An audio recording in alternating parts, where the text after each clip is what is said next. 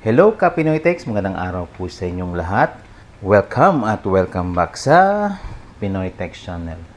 Ngayon naman po ang gagawin natin is papaano kumopya ng long size dito sa Brother DCP-L2640DW na hindi tayo magkakaproblema.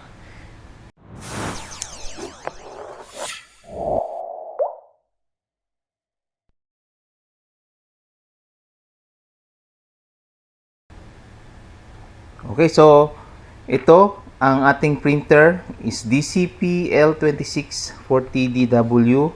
Ayan, naka-on na siya. Ito naman ang ating long size. Ayan. So nilagyan ko ng arrow yung both sides para malaman natin kung mapuputol ba siya o hindi. So ito nga pala yung mga sizes ng long. Folio, full scope, FLSP. Ayan, long size. Kung halimbawa magko-customize tayo ng size, ito yung size nat niya talaga 8.5 by 13. Kung may nakita kayong legal dun sa printer, hindi po yun yung 8.5 by 13. 8.5 by 14 po yung legal. So dito lang kayo mamimili kung ano yung nasa printer. At saka sa PC din, sa printer properties, tingnan nyo rin kung saan mapofall yung sizes ng long. Ayan, okay. So ngayon, ang default settings nitong printer is A4. So since long yung ipifeed natin, ayan. So lalagay natin sa ADF. Ayan. Magpapalit naman ako dito ng size. So naka short siya. Ayan. Or naka A4 siya, papalitan natin ng long. Okay. Ayan. So dito sa width niya, i-slide mo lang pa ganon. Ayan. Dito naman sa length, i-slide mo naman yung spacer na pa ganon. Okay. Pagkatapos, nagprompt siya sa screen na change tray 1 paper. So yes natin, siyempre nagpalit tayo ng papel from A4 to long. Okay, so yes, up arrow. So paper type, tingnan natin. Okay, plain paper lang. Okay, and then baba tayo, down, paper size. Ayan, so dito na. So A4, hanapin natin yung long size. Okay, so down ko lang yung arrow.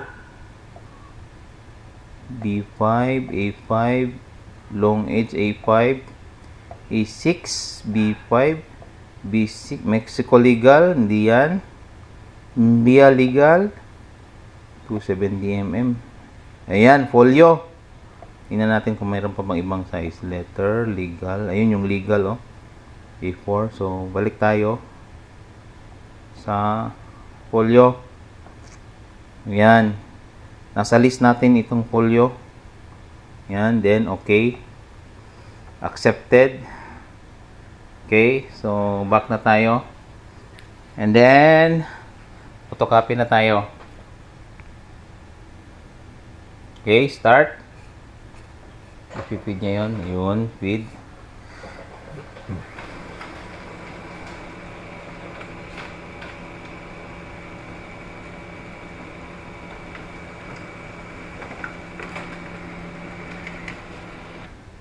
Okay.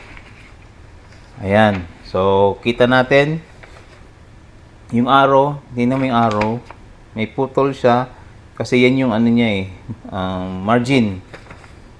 Dito din, ganun din. Sa side. Sa ilalim, ganun din. So, normal lang yan na may margin na 2 to 3 mm. So, walang putol dito sa gitna. Okay? So, tama yung ginawa natin na i-change yung paper size. What if kung hindi natin na pinalitan yung size? Ayan. So, ibabalik ko sa A4 yung settings. Okay. Accepted. Ayan. So, long siya. Tapos, dito sa settings is, halimbawa, naka A4 siya. So, tingnan natin ang mangyayari. Ito uli yung ating papel. Long. Long yung nasa drawer.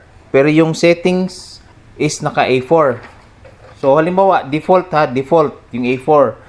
Ang pinalitan lang natin yung actual na paper size dito sa drawer o sa tray. Ayan. Start tayo. Tingnan natin kung mag-i-incorrect ba siya o tutuloy ba siya o mag-i-error ba siya.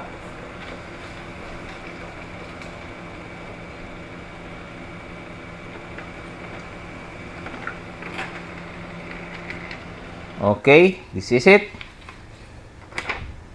Ayan o. Tingnan mo sa baba, putol. Ibig sabihin lang po nito, ang ifa-follow ng printer ng machine is yung settings na i-register dito sa menu. So, A4 yung naka-register, although long yung nakalagay, pero ang kinopya niya hanggang A4 lang. Ayan o, putol. Okay? So, dito naman sa single sheet feed dito. Tingnan natin kung may changes ba. Okay? So, same pa rin A4 yung settings sa menu. Long dito, tingnan natin ang magiging result. Long ang i-feed natin yung likod ng pinagkopyaan kanina. Okay? Yan. Kinain na. So, start.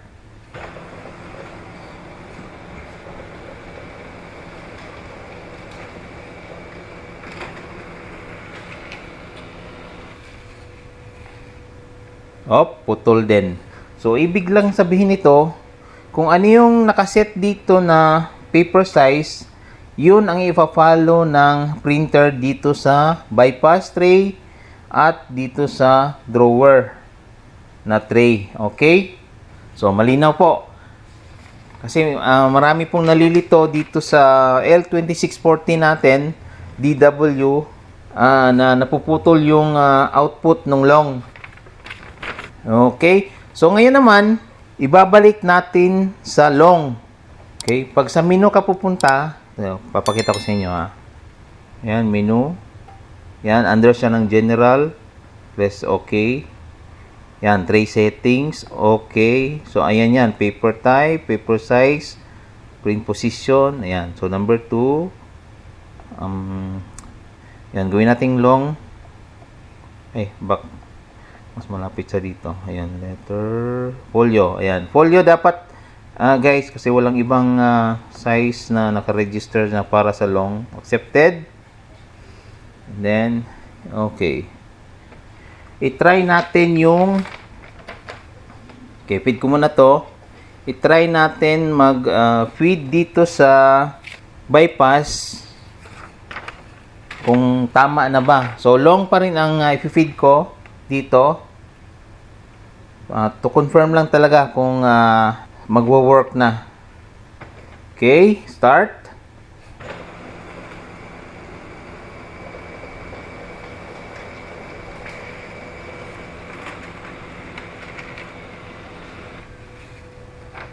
Okay, it works. So, importante guys, yung settings dito sa menu ng paper size kung halimbawa long ang inyong ipo-photocopy na idadaan sa ADF. Kasi itong glass kasi hindi naman to capable mag-photocopy ng long. Ayan lampas siya So, hanggang A4 lang yung glass. So, ang long is dito sa ADF. Or Auto Document Feeder. Okay?